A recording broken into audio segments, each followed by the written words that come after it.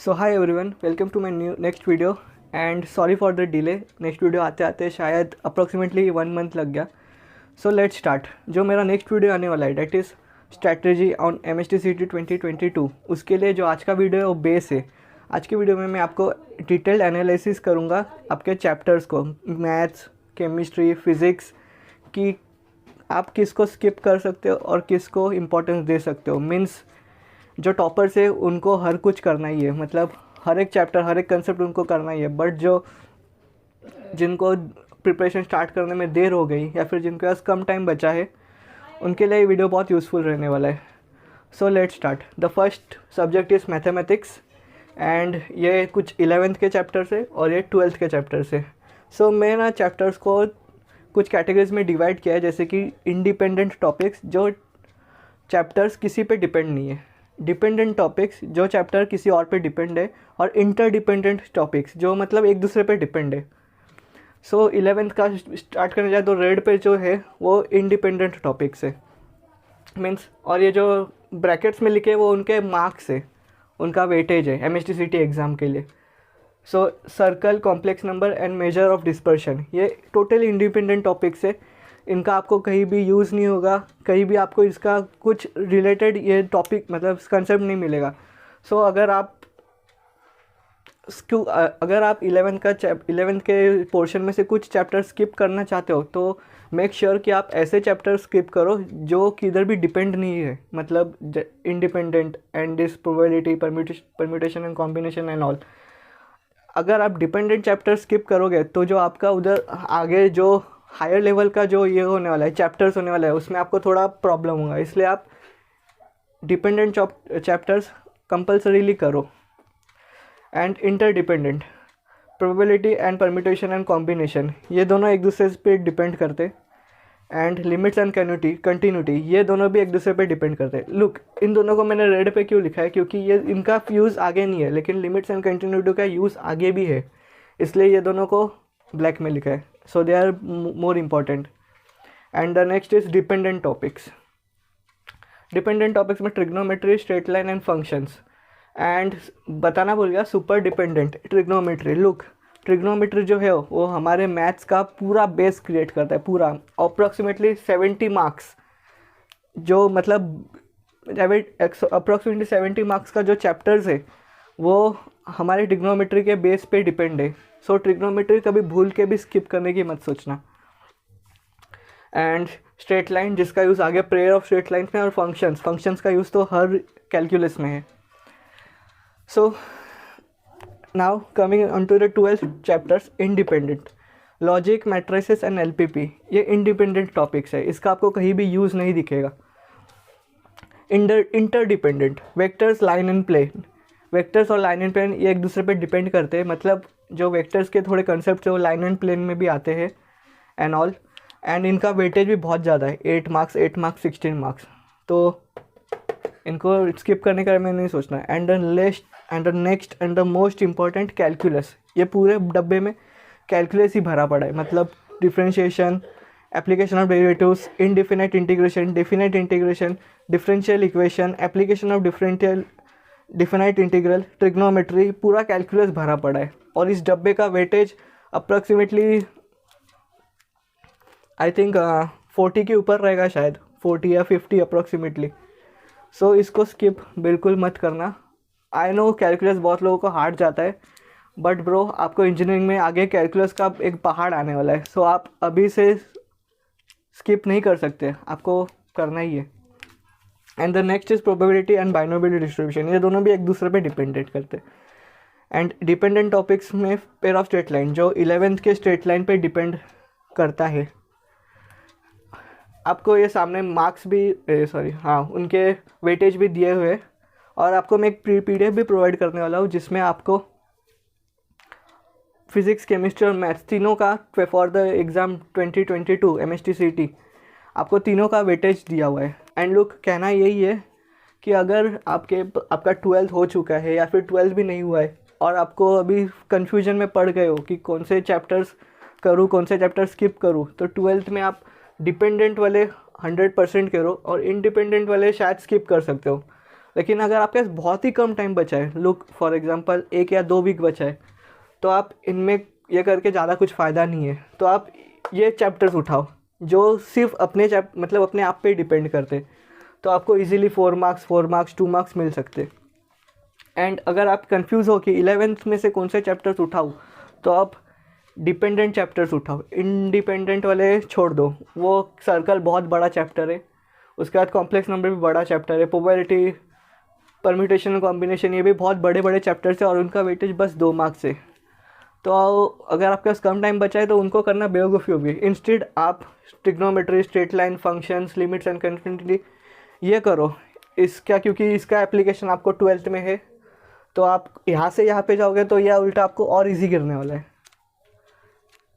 और एक इम्पॉर्टेंट बात, जो MSTCT एग्ज़ाम है वो अब एप्लीकेशन ओरिएंटेड हो चुका है, इसलिए जो एप्लीकेशन बेस्ड चैप्टर्स है, for example differential equation, application of different integral and all, तो वो चैप्टर्स पे ज़्यादा ध्यान दो, क्योंकि एग्ज़ाम्स में मोस्टली सम्स एप्लीकेशन ओरिएंटेड ही आते हैं। सो फिज़िक्स स्टार्ट करने के पहले मेरा एक पिछले क्लिप में कुछ छूट गया। आपने पिछले क्लिप में ना ऐसा यहाँ पे टिक मार्क्स देखे रहेंगे कुछ चैप्टर्स पे, तो वो टिक मार्क्स यही इंडिकेट करते हैं कि ट्रिग्नोमेट्री किस पे, मतलब कौन से चैप्टर्स ट्रिग्नोमेट्री पे डिपेंड है, बस यूँ ही। एंड नाउ फिज़िक्स स्टार्ट करते। So this are all 11th chapters and this are all 12th chapters. Look, physics में हम ऐसे कह सकते हैं कि हर कंसेप्ट कहीं ना कहीं किसी ना किसी चैप्टर में तो लगता ही है, तो आप पूरा A to Z उसमें स्किप नहीं कर सकते। बट देन टू ये कुछ चैप्टर्स है जो रेड में लिखे हुए जो इंडिपेंडेंट है, मतलब किसी और पे डिपेंड नहीं करते, और बाकी सब जो ब्लैक में है वो डिपेंडेंट है। So gravitation, thermal properties of matter, optics, 1 marks 1 marks 2 marks, ये सब इंडिपेंडेंट है। आगे आपको इससे रिलेटेड ज़्यादा किसी चैप्टर में मिलेगा नहीं। फिर dependent motion in a plane, laws of motion, ये दो किसी से डायरेक्ट लिंक नहीं है, लेकिन laws of motion in a plane, ये सब मोशन की बातें होती है। तो फिर वो न्यूटन्स लॉ, वो सब तो आगे उन इनडायरेक्ट यूज़ बहुत है, इसलिए मैंने इन सबको डिपेंडेंट में रखा है। फिर साउंड का डिपेंडेंसी इसमें ऑसिलेशन, सुपरपोजिशन ऑफ वेव्स, इसमें बहुत ज़्यादा है, the wave equation and all. फिर इलेक्ट्रोस्टैटिक्स, वो आगे के इलेक्ट्रोस्टैटिक में इसका बहुत बड़ा हिस्सा है। एंड सेमीकंडक्टर्स है ना 2 भाग में डिवाइड किए हुए। फर्स्ट पार्ट है 11th में और सेकेंड पार्ट है 12th में। So next is 12th।